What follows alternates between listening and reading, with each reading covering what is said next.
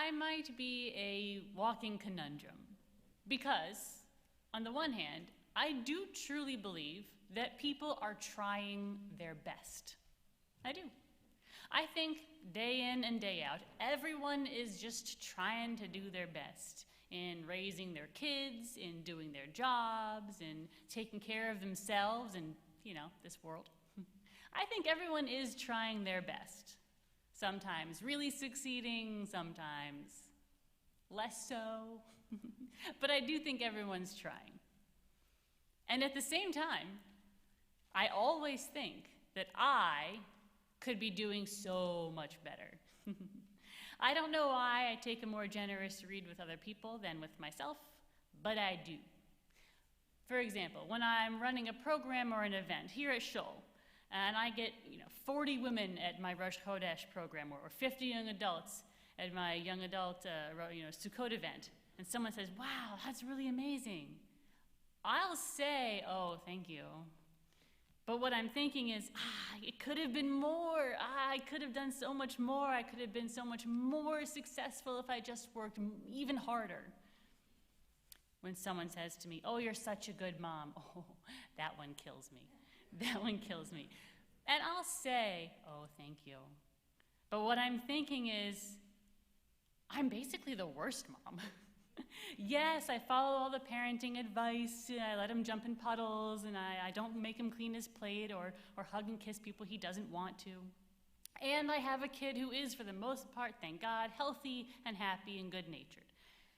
So someone says, "Oh, you're such a good mom. You work so hard, and you go do full-time, and you're such a good mom." I'll say, "Oh, thank you."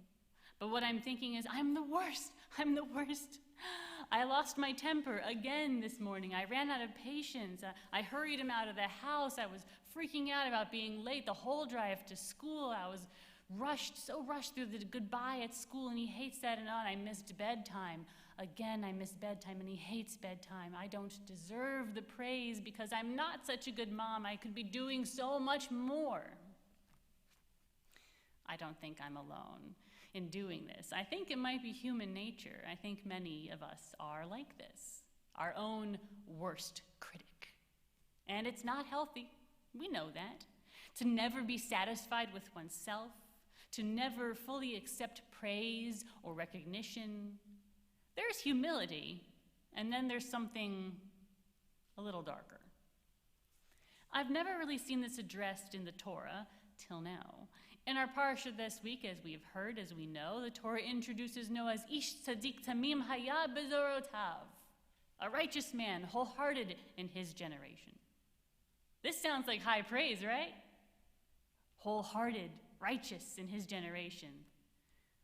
But our ancient rabbis, they honed in on that one phrase, Bedorotav, in his generation, in his time.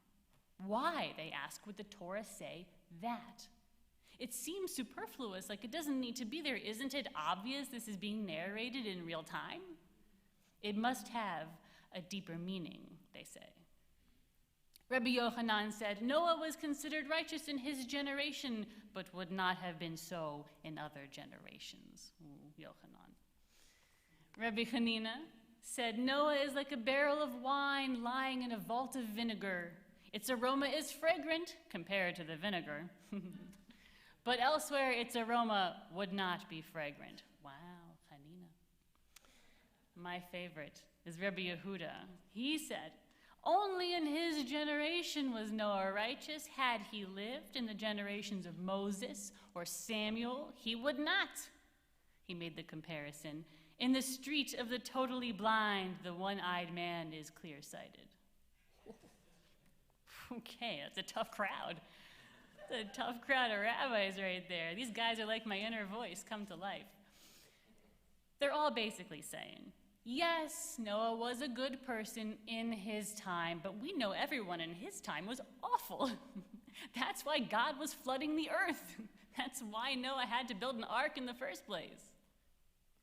And this is the interpretation I've always heard. Noah was good, but relatively speaking, in any other time he would be just okay. And again, more generous with my read on other people than myself. This always seemed so unfair to me. so unkind to Noah, minimizing him as a person and what he accomplished. He built a boat by himself that was large enough for 2 of every single animal. I think that's impressive, no matter your generation. Noah? But I finally went back and studied the full passages from the Talmud and the Midrash, where we find these ancient rabbis' teachings. I found the quotes in there. I found that what we know from that is actually incomplete. We are missing 2 guys. While everyone else was dogpiling on Noah, and they were, and there was actually more I didn't even include. And I don't know why they dogpiled him, because he wasn't perfect. I don't know what their problem was. But there were 2 guys who went in a different direction.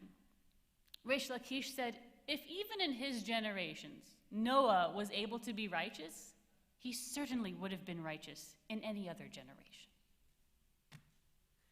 Rabbi Oshaya had his own comparison. Noah is like a bottle of perfume. If it's fragrant, it's fragrant. Was Noah perfect? No, but we don't expect him to be. He's not God. Was he righteous and wholehearted? You betcha. The Torah says it. God says build an ark, and he does it. Despite being surrounded by truly evil people, people bent on doing wrong, Noah wants to do good, and that is great. Was he righteous in his time? Yeah. But as Reish Lakish and his buddy Oshaya pointed out, we can't get stuck on this phrase, in his time, this tempering of the praise of Noah. The Torah and God is bestowing on him. We shouldn't compare Noah to other people of other generations. Oh, compared to Moses, who was Noah? That's not the point, these rabbis are saying. The point is that he did his best he could in his time, which means he did the best he could, which means he did good, period. It's good to have high standards for oneself at work, at home. It's good to strive for goodness, always. It's how we stay on track, I think, if we're always trying to be good, be better. But it is a critical error to negate our own goodness because we're not hitting some invisible high mark. That's not humility. That's self-abnegation. That's saying, because I could always do better, nothing I ever do is good enough. Don't say that. The Torah is reminding us, and the ancient rabbis, at least a few of them, are trying to help by saying that just because you are not perfect, just because you make mistakes, just because you know that you could do better, does not mean that you are not accomplishing things in your job, in your role as a parent or grandparent or a child or sister, brother or friend, as a person who is trying to make this world better, just because there is room for improvement in yourself doesn't mean you are allowed to diminish your accomplishments now. Remember, you are perfume. If you are fragrant, you're fragrant. The Torah implores us to remember that we are both good and good enough.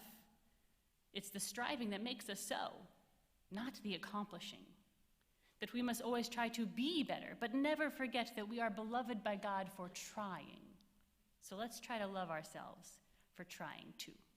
Shabbat Shalom.